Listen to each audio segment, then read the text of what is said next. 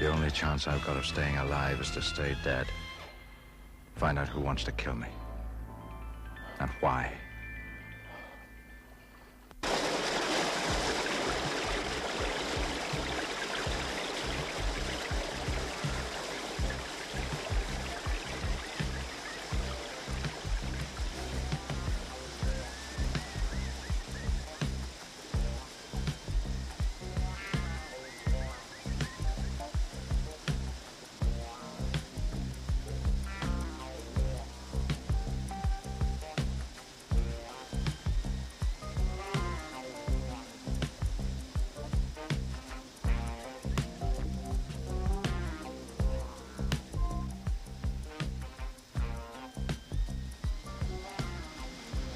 The wind is strong.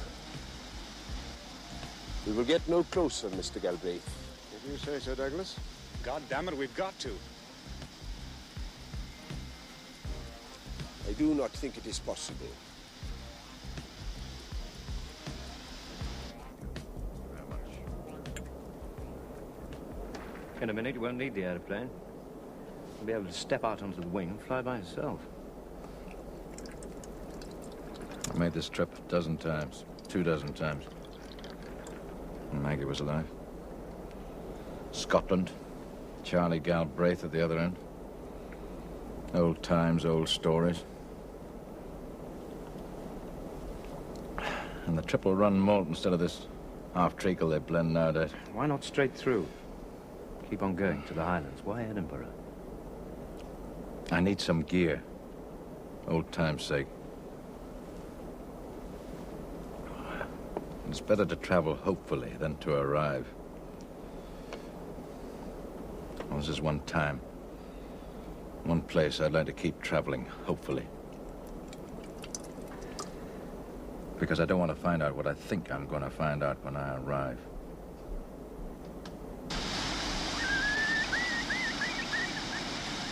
You'll find that suitable for most sports, sir.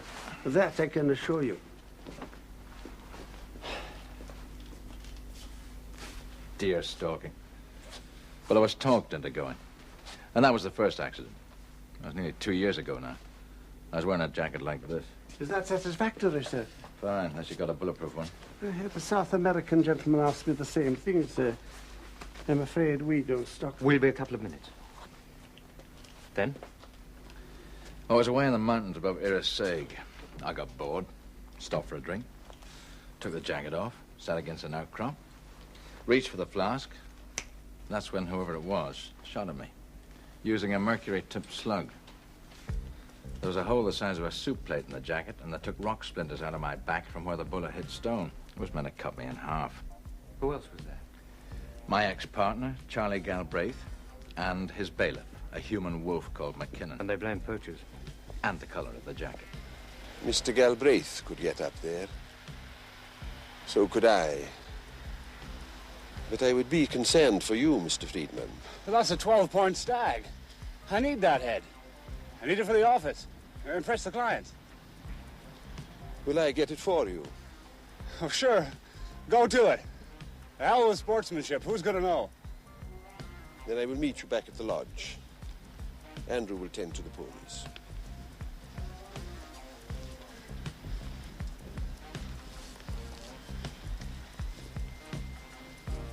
I suppose I ought to go with him. He's right. This is hard country.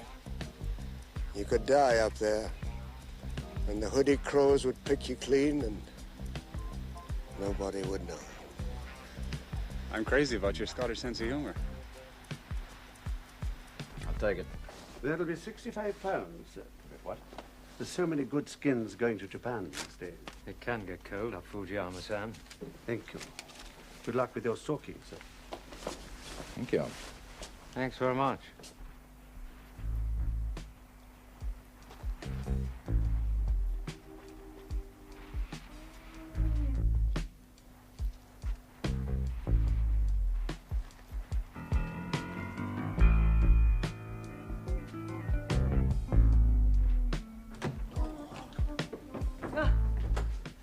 Home is the hunter, home from the hill. Sailor home from the sea is more like it. Oh, thank you, Mrs. McKinnon. Just put it there. How was it? Oh, fair. We'll know later. McKinnon? Yes. Oh, thanks, Mrs. Galbraith. I need this.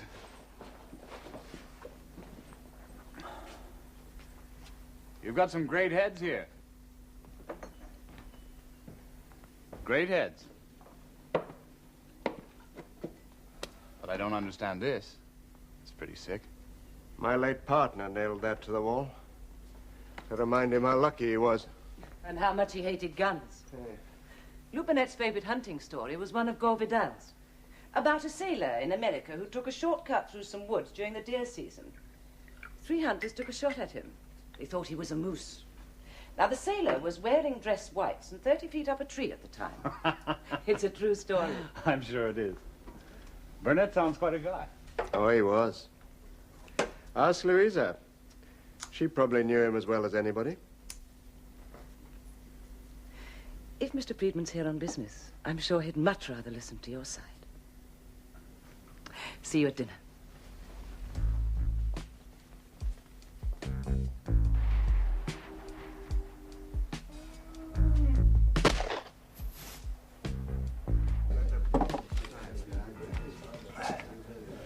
We'll get a train to Inverness and a car to Irisig. You get a car. I'll take a bus or something. There's no point in both of us being out in the open. Crow, I've got to be on this one. Straight line up to the front door. Live bait. It's the only way I can do it. All right, then give me half a day. We left a good rifle and a scope sight on that fire station job. What's all this? Not a birthday, is it? No. I just hope I'm wrong about Charlie Galbraith. Well, it's not likely. Not with mercury-tipped slugs. We worked together for 9 years. On contracts that nobody else would take. In the sunk holes of the world. And all he talked about all the time was Irisig, this dying Scottish village on the coast of nowhere where he was born. And he was going to go back with a fortune and give it the kiss of life. New boats, fish curing plants, weaving sheds. And I remember the exact time and place he decided to do it. He just said, I reckon my share's worth $1 million now, Lou. And he sold out. To me.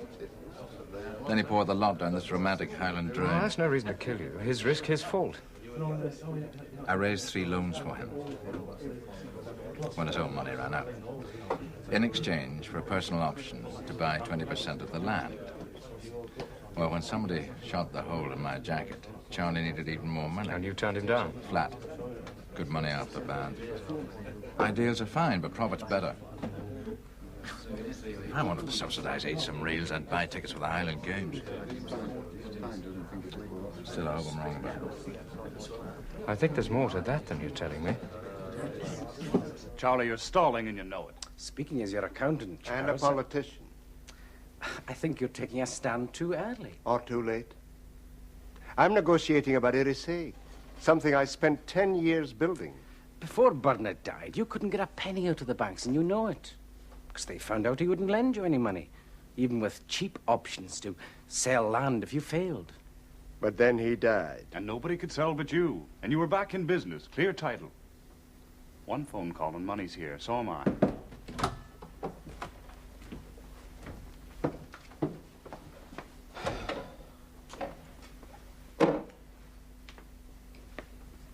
You will excuse me, Mr. Galbraith, but Mr. Friedman should know the stag is dead. That's just great, McKinnon, great. You'll take a dram, Douglas? On a night like this, I'll pour it. I told Mrs. McKinnon you'd be late. She will wait, and the food will be hot. Charles, at least look at the political side. I have.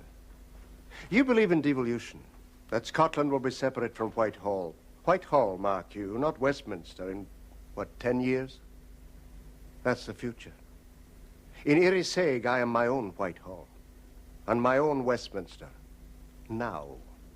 That is a sentiment I will drink to, and bid you good night.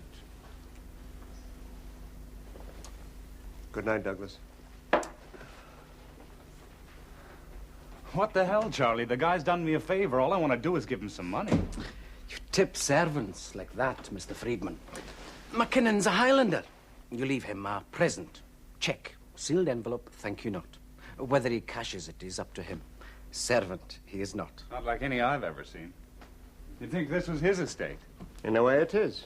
Has been for generations. That's the trouble, Charles. Not anymore. Scotland's changing, but it won't be your way. Not with traditional industries, model farms. You've tried and it's cost you a fortune. Like it cost Leverhulme a fortune. All I need is more time. And money. All I know, Eddie, is what Mr. Crow said on the phone from Scotland. Working up there, is he? He didn't say. Well, if he is, he's welcome to it. I did a couple of jobs in Glasgow once, when the big helmets down here were wondering about me rent money. Touchy old place, Glasgow. You don't understand that Scotch rabbit they talk in. And if you put a word wrong, that's easy done up there. They're right into you with a Bellini drumstick. Yeah, well, they're a musical race. Unless you count the bagpipes. What's a Bellini drumstick? Piece of lead pipe with a few nails through it. If you're caught in possession, you kid on, you're a plumber on his way home from work. Sounds a dangerous place, Scotland. I've never been there. It's all right for sheep, otherwise you can keep it. I just thumped these half a dozen customers they pointed at me, drew me wages for it, and had it wound me toes back down here. I'm glad of it. Yeah, well, you're better off now, Eddie. Straight thieving. Well, violence has its place, mind you. I'm not knocking it. But it's no real profession. There's no security. Besides, you can get hurt. Yeah. Only hope Mr. Crow's looking after himself. Don't worry, Mr. Crow's good at his job. Do you remember when Sammy Hallmark tried to stick to that collection of Georgian silver he'd lifted and draw the money from Mr. Crow's insurance company? 8 grand, no suffering, all peace and quiet. That was greedy. Well, he's from Birmingham. It's to be expected. I remember that. Sammy finished up with no money, no silver, and multiple contusions. Yeah, and a reputation for dishonesty. Talk of the devil. Hello, Mr. Crow. Drink? Thanks, Eddie. Next time, I'm in a hurry. Get this for me, will you, Turtle? Ship it to this hotel. Second-hand what? You can read. And fast. Eddie, I may have to recruit in Glasgow. Do you know anybody? Yeah, easy. What's in a bag, Mr. Crow? Laundry. Yeah, well, they say you need heavy underwear up there, but still... Thanks, Eddie. Be in touch. I wouldn't be surprised if somebody among the old sporrans wasn't in a spot of trouble.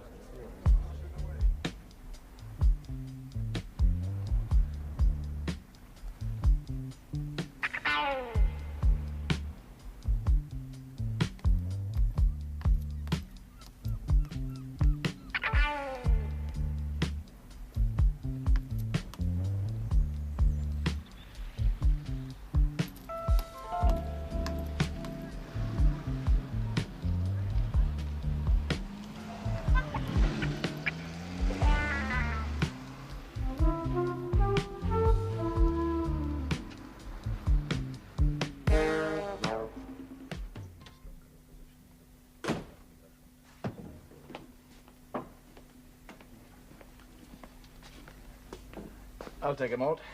You choose. It will be the one without a label, but good. Oh, thank you. Join me? I will. I'd return the compliment. Welcome to Erisig. Cheers. Are you fishing or shooting? Neither, I'm just walking. In those, sir? I've got a good chronometers. Would you also have a good map? No. Then you should buy one. Or I will lend you one, that would be better. The areas to stay out of are well marked. Are you the local gamekeeper? No, but it's because of him that you should have the map. His name is McKinnon. He looks after the forest for Mr. Galbraith. I know the laws of trespass. So does McKinnon. But if he catches poachers, he breaks guns on their backs and leaves them on the infirmary steps. Avoid him if you can. Thanks for the advice.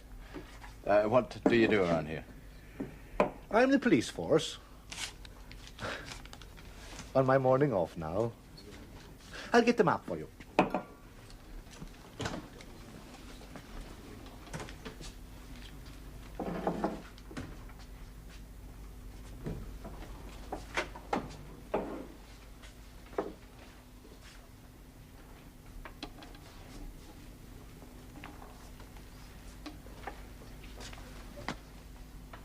You remind me of a man I knew. He used to wear a foolish jacket like that. He still does. It is still foolish. Public property, McKinnon, not your business. I need no advice on matters from you, Archie Black. And the gentleman will tell me. Yes, I think perhaps he will. You remind me of a man I knew. He used to boast that he'd never been more than 30 miles from the cottage where he was born. He married a woman who had no other choice but him. It was that of the city. He used to beat her like a work dog, probably still does. Living differently from city men, certainly. The way a man should live, used to live. Oh, the good old days before the Highland clearances, when the clans picked a living from thin soil and thinner cattle, till their own chiefs kicked them out because Cheviot sheep made more money. English money. Taken by Scotsmen. You didn't like this man very much? Not a lot, then or now. The man I knew is dead. Which must have been good news to some. Archie Black has doubtless been telling you to be careful where you walk. I always am.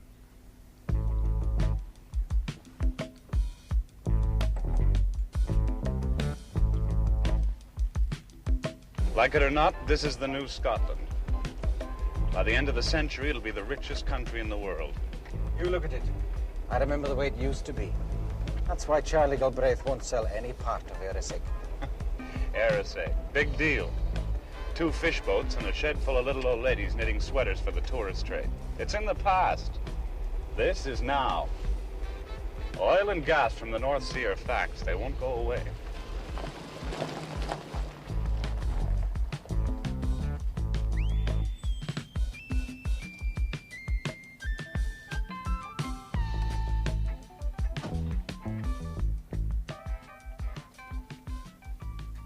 What sort of money's behind you, Friedman? Does it matter? If you're Scots, it does. I'm just an oil shark from Oklahoma. In it for the money. Cards face up. All I want at Erisig is a harbor extension and a big chunk of land for storage tanks. And when the contractors move out, there'll be jobs for about 15 locals and a wrecked coastline. You can't eat the view. You won't be here to try. You know the figures. In millions. Yes? Do me a favor. Do Galbraith a favor. Make him listen to them.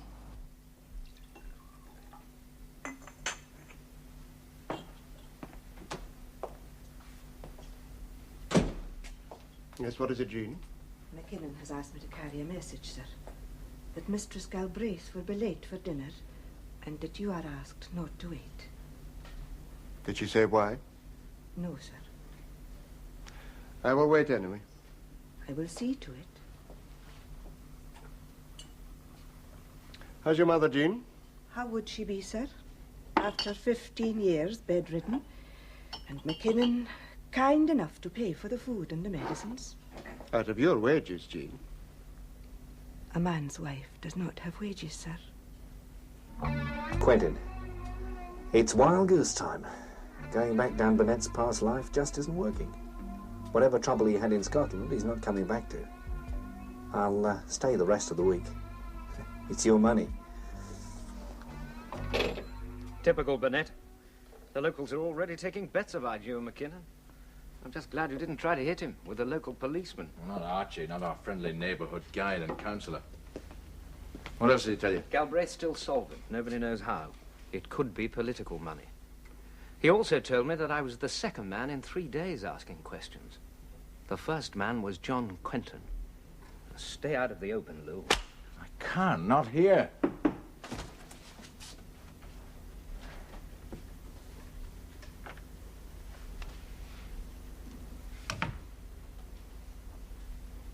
Hello, Lou. May I introduce Louisa, Mrs. Galbraith, Alan Crowe. Looks like a private reunion. Not at all.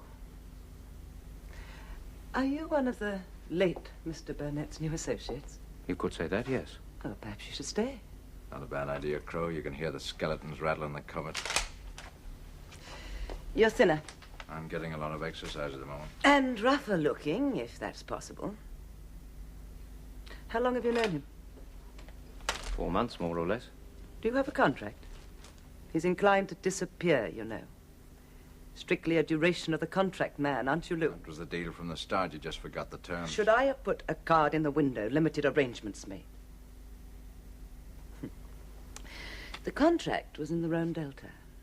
The arrangement was in Saint-Paul-de-Vence. Evenings with the scent of verbena drifting across the terrace of the Colin d'Or. The food was good, too. And Picasso murals in the lavatories, I know it. You don't know anything about it. You don't know about being obsessed, about the plans. You don't know about a note left on the bedside table, and the key to a cottage being sent back by post. And then the drinking and the crying and the pills for a year, and nothing but the empty days and months in front of you. You don't know about using love like a sledgehammer and leaving pieces. He does. Charlie Galbraith picked up the pieces. From what I saw, he did a pretty He good picked job. up most of them. He added me to his Highland dream. When I heard you were dead, I knew somebody had killed you. The one regret I had was that the somebody couldn't have been me. Ladies have been crossed in love before. That's exactly what he said. Almost the identical words. And I'm satisfied now. Now you know about pieces. And I don't think you'll find anyone to sweep them up.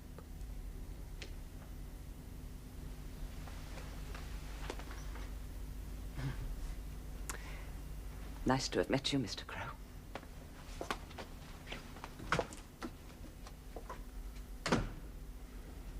You were right. It wasn't a birthday.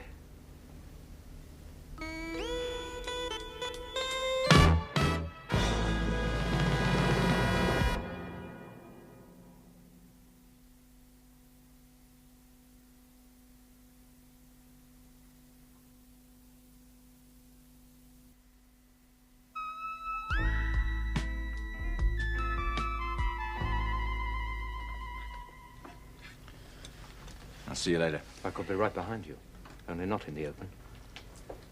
Why the hell should you take any risk for me? I signed on.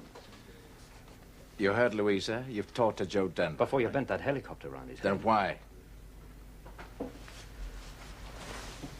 Education, interest. I talked to Liz Hayden and Larson as well. They knew you too, and you aren't easy to know. You're even less easy to like. That's two of the things they say about me.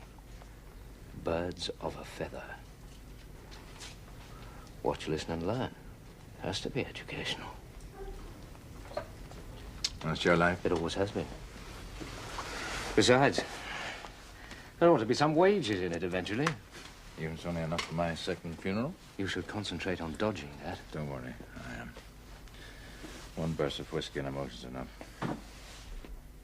You put £2 million into Airaseg. I'm offering 10 for part of it. £8 million profit. On a straight sale? Yes. I will only lease, and then on conditions. I'll buy or nothing. No deal. I will not be used or let this country be used. By taking a profit? Oh, come on. We're bringing industry in. We're talking jobs. No, Mr. Friedman, we're talking politics. By 1985, Britain will be 60% self-sufficient in fuel. That's the accurate figure, by the way, not the one the politicians use to gull the voters. It will still be the highest percentage in industrial Europe.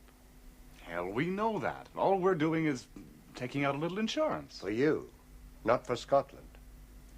Nationalism I can live with, but not when it turns down money. Those are the terms. I'll make some phone calls.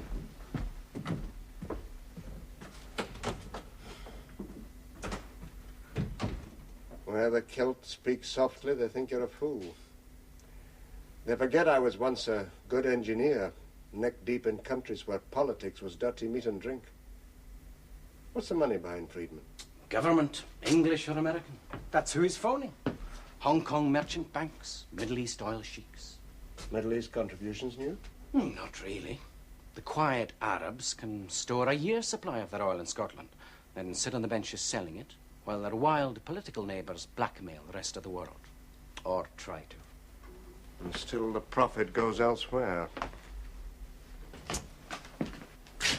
It's a lot of money. You were lucky when Burnett's options reverted. Oh, yes. Lou would have sold. Laughing. You're welcome to the map. You might even follow it. Might? You both have the tourist clothes, but not the tourist faces. Not wanting to be uncivil, mind. Nor me. You have a great comic village policeman act, but the approach is pure special branch. They say that fortunes will come out of this coast. For some people. And somewhere a top civil servant wants to know what's going on and which people. Oh, they're entitled to be curious. Like me. What would you have in your bag? A croquet set. I'm having it repaired for an old aunt in Upper Walling. I like a story with detail to it. I've never seen a croquet set. It's a bit savage for my taste as a game. I'd like to see one.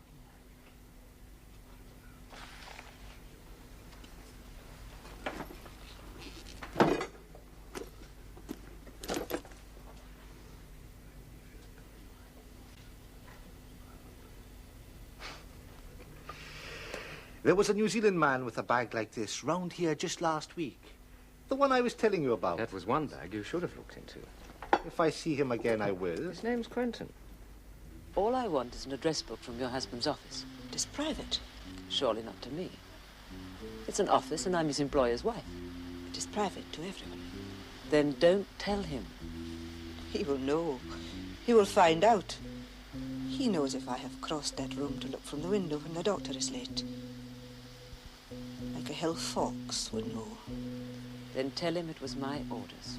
That will not save me the meeting.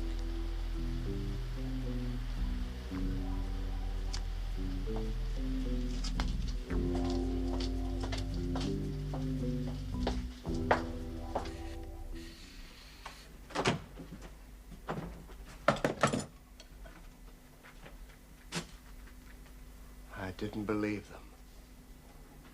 I just didn't believe them. And you're alive. Well, come in. Why didn't you telephone? Where are you staying? Hello, Charlie. Come in, come in. You still drink whiskey, don't you? Not here. Why?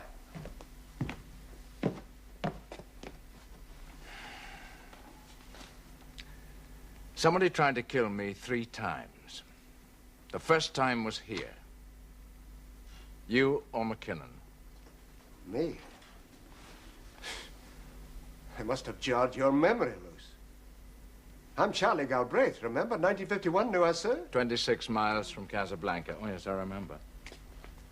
The Korean War was on. The Americans were spending billions of dollars on air bases. We set out to scoop enough out of the job to go into business on our own, right? And we did.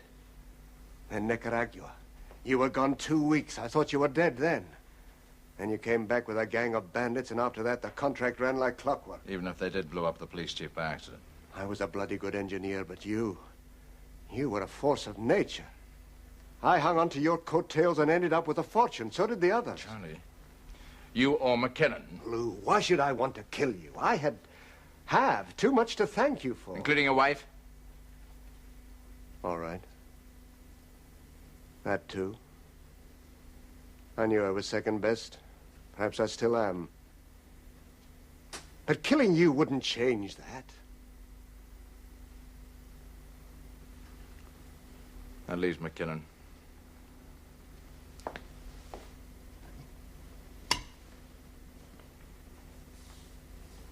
Take that drink now. God, I'm glad to see you. A number of times in these past months, I've been up to here in trouble and reached for the telephone, then stopped because there wasn't any help. You were dead. Oh, Jean, ask Andrew to call Mr. McKinnon, would you please? Hello, Mrs. McKinnon. I am glad to see you again, sir. What happened to Joe Denver? Helicopters to jets. I heard there was an accident. It's no accident. I killed him. He rigged the plane crash when my wife died. And there was something about Brian Nelson. He's dead, too. I didn't have anything to do with that.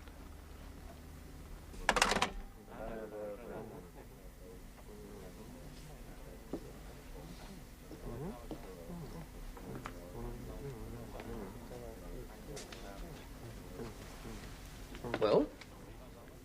Mr. Crow isn't working for the insurance company anymore. He should have told us. Wrong, Eddie. We should have asked. Who did you talk to at his old firm? Chatted some secretary. Sounded all right. Remembered Mr. Crow very well. But save it for the Sunday papers, Eddie. And who did the real talking? That's the bit I'm worried about. A fella called Dugdale. He's doing Crow's job now. Right witness box voice. Proceeding in a southerly direction. Ex-copper for my money. So we're in trouble. I told him you'd talk to him. You're the chat artist. And I put the phone down quick. Best way. We need time to think. Makes you sick. It's a month's hard work. Not your fault. It is. I broke the first rule. Never steal anything you can't carry. And we had to nick a van load of furs. You learn better at Borstal. Mr. Crow said he'd be in touch. Oh, and he will. So we, keep our heads down and wait, eh? That's it. So a long-term investment. I'll put the mufflers on his Dugdale geezer. So, suspend negotiations. I never thought I'd see the day when an insurance company couldn't be talked to. Not them. Just him. Only hope Mr. Crow gets back from Scotland soon. And in one piece.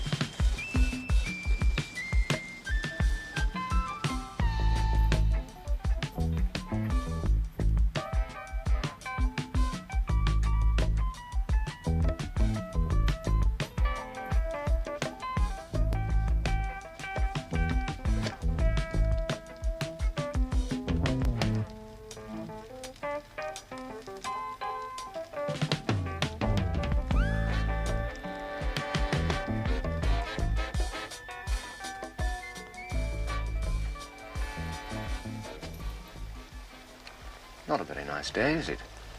It is not. But it will be better when I know what you are doing here. Reading a map. Not waiting for deer at the ford. No, just admiring the view. Then I will look inside the case, then. Not while I'm on public land, you won't. If I pick you out of there, and the case, and throw you over the river, you will be on my land, a trespasser and a poacher.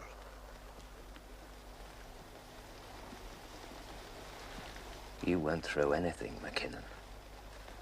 This is a 2-2 target pistol, and nobody carries one unless he can use it. I can put slugs in both of your feet, and you'll need a walking stick to get round these hills for the rest of your life. Next time, it will be from behind. I'm sure it will.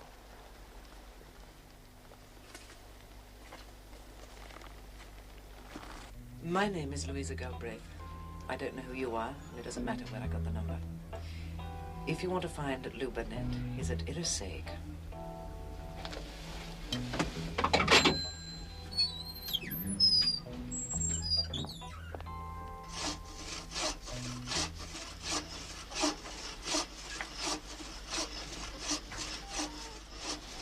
I have told you, and I will tell Mr. Galbraith. I am tired of doctors and the smell of disinfectant and dying. I would ask you to reconsider, McKinnon. It need not be for much longer. You will not go against me. Johnny, you kept Irrisaig going for 2 years after I turned you down. How'd you manage that? Friends? Other peculiar Scotsmen who feel as I do? Politicians? And politicians. They'll wreck this coast eventually, you know. Either for loot or for glory. Why the hell didn't you take a share of the profit? Grab the money and run to the Cayman Islands.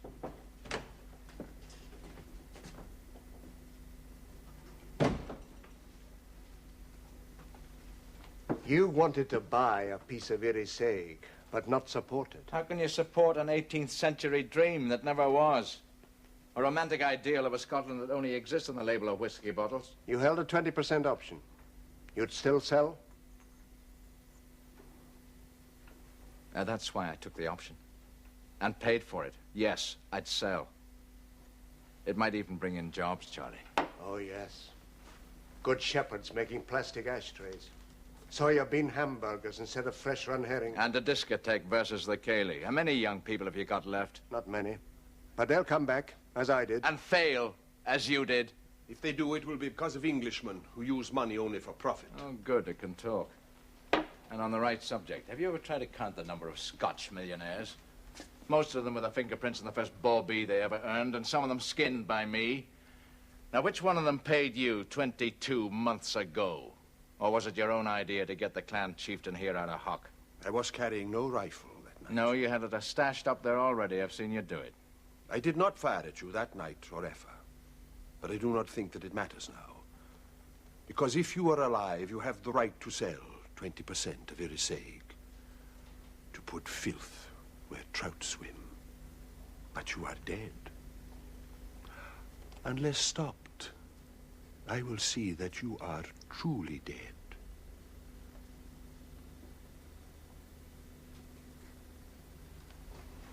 Aren't you going to stop him, Charlie?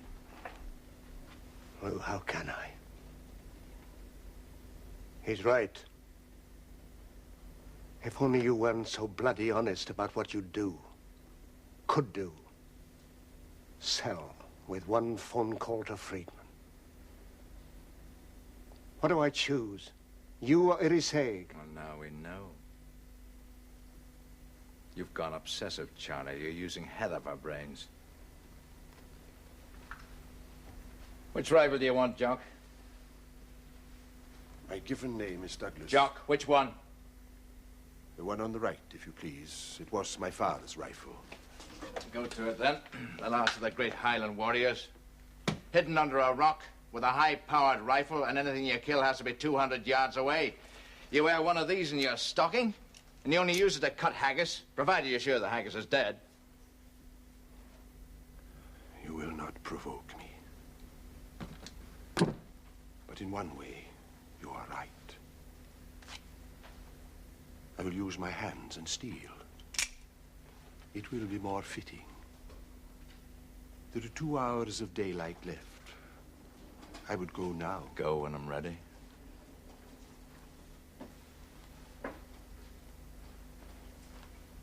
Then I will wait for you.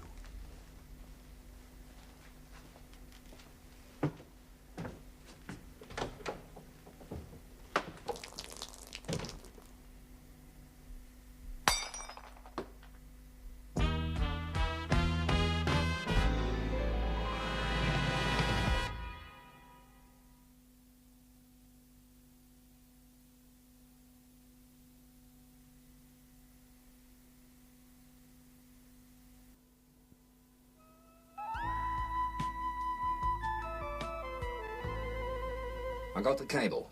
I'm in Irisig. I know where they are. It's nice wild country and I've got 2 hours of daylight left. But I'll be coming out in a hurry and I want a small plane on standby. End of the trail.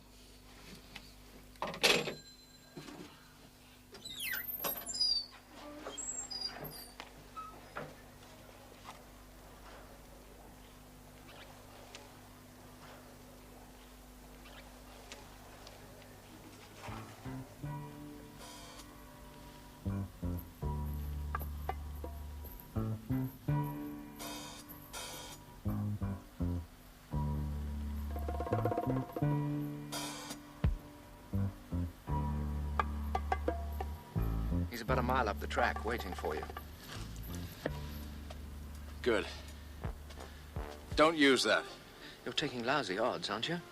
It's his country. You can't dodge him. That's just the point. I'm not going to try. I don't think you can beat him either. Not without an equalizer. Here. I'd probably shoot myself in the leg. Besides, I want to talk to him. You may just get the chance to say goodbye.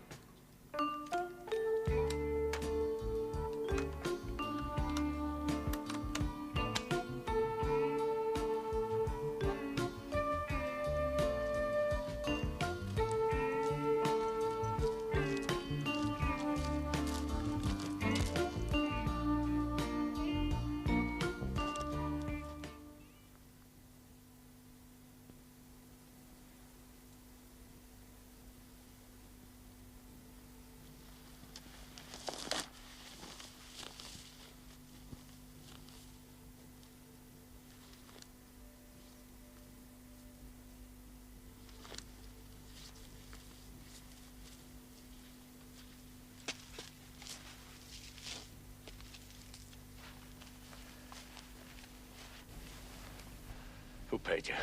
I fired no rifle at you, and I am glad.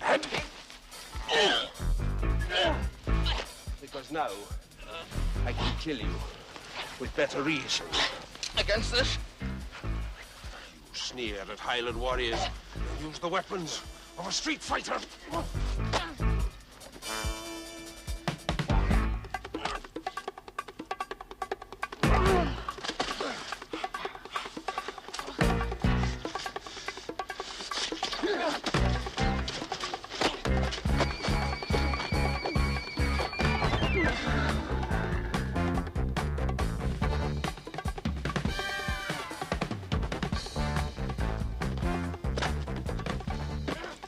Private fight. It could have been McKinnon I was aiming at. He'll kill Burnett anyway. I've seen him half-kill poachers. He might. Either way, you and I stay out of it. Until it's over.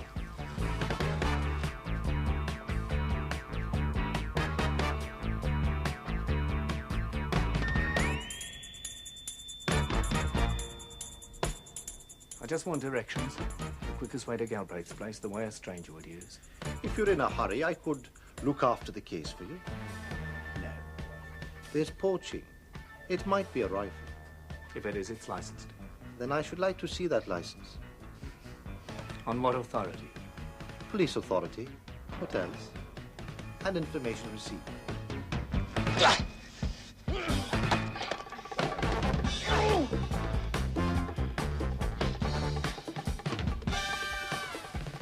Just tell me who.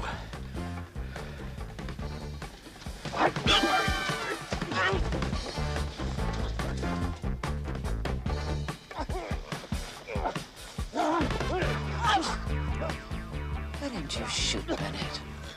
It'll be quicker.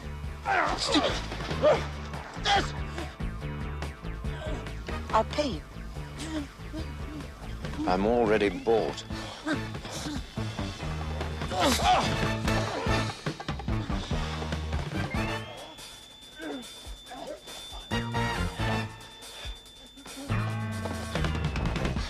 Now, I'm bury you in your foolish city jacket.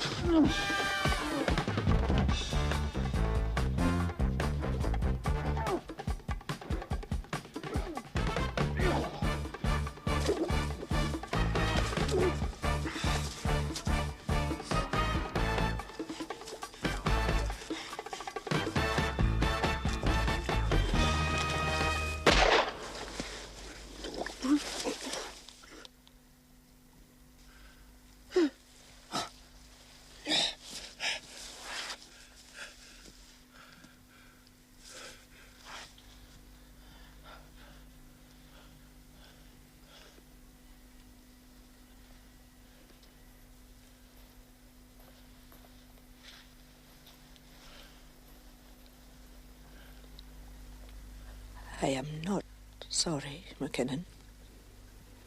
15 years as your tame spaniel to be kicked is enough. And now my mother can die in peace. Oh, well, remember, you said. You sent 2 specialists from Edinburgh, eased my mind. There are things I can tell you. And Mr. Galbraith will be wanting his dinner.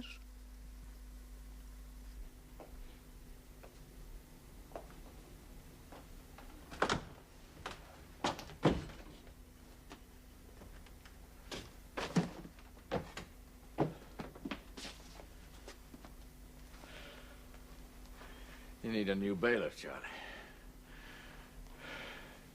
This time try for one of the non-feudal models.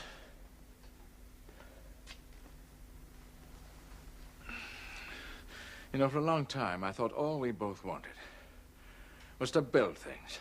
I still do, and will. Will you? Now. What did you buy him with, Lou?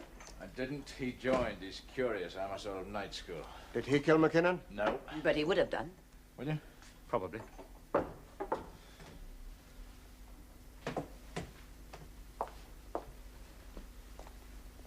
This is yours.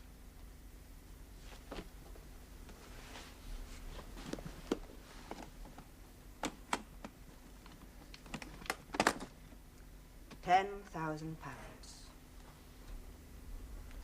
There was a parcel a week for 10 weeks. I opened one. 3 days in my bed waiting for that. Rain on the address, and I was expecting knitting wool from Howick. I was there when she opened it. So was I.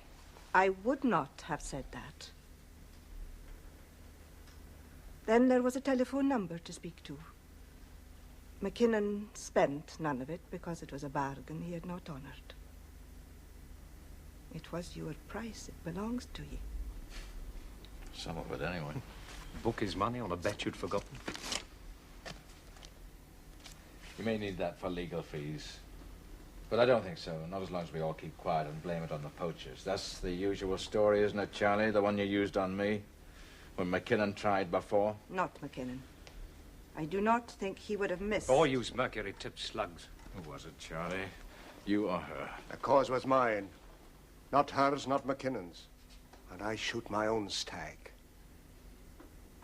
But there were too many years I'd known you, and I missed. I don't believe you. Believe what you like. It doesn't matter. You or her. It was all said when you turned McKinnon loose tonight. He failed. Perhaps I'm glad of that. Perhaps. I failed too. But there could be another time. Oh, yes. And I wonder how many more there are of you. Once love, once friendship. And I wonder what I ever did. Keep looking. Poor old McKinnon. Dead and innocent. There's none of us innocent, Crow. It's a state that doesn't exist.